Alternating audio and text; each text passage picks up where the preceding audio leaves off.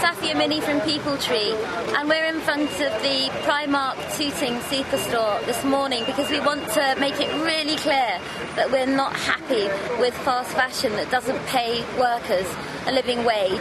I've just come back from Dhaka in Bangladesh, visiting some of the garment workers that work for Primark, where many of them go without adequate food, have to work more than 14 hours a day, and live and work in conditions that you simply wouldn't believe. It's Slumdog Millionaire, but with the heat and with the smell, and certainly not at all glamorous and no way to escape. So we're putting pressure on Primark and calling on other members of the public to make them much more transparent and accountable in delivering on their so-called ethical commitment.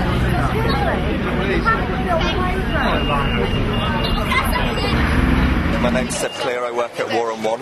I'm here today because Primark are continuing to expand throughout the UK, and yet they continue also to exploit workers overseas, particularly in Bangladesh, but across the world, in the garment industry. I mean, basically, the profits that Primark make, 233 million in the last quarter, are so huge, and yet they're basically making them off the backs of people who are some of the poorest people in the world, who are struggling to get by day to day, who have been affected by the economic crisis across the world, who have very little food to feed themselves and their families, and basically deserve better from a company that's making such high profits. We're trying to highlight the exploitation of garment workers in Bangladesh who make clothes for Primark. Now, one of the reasons that Primark actually can sell their clothes so cheap is that women are making those clothes are paid as little as 7 pence an hour. They work up to 80 hours a week. They suffer from harassment and abuse, and they can't form trade unions to defend themselves. We don't think that's good enough. We think the government should be doing more to regulate this sector.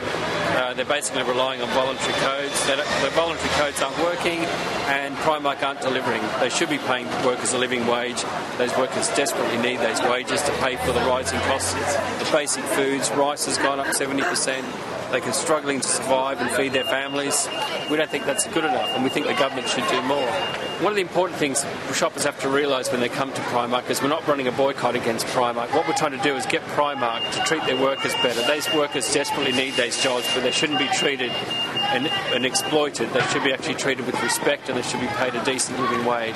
Primark can be a part of making solutions, of actually paying people a decent and a humane wage, and we want to show them how.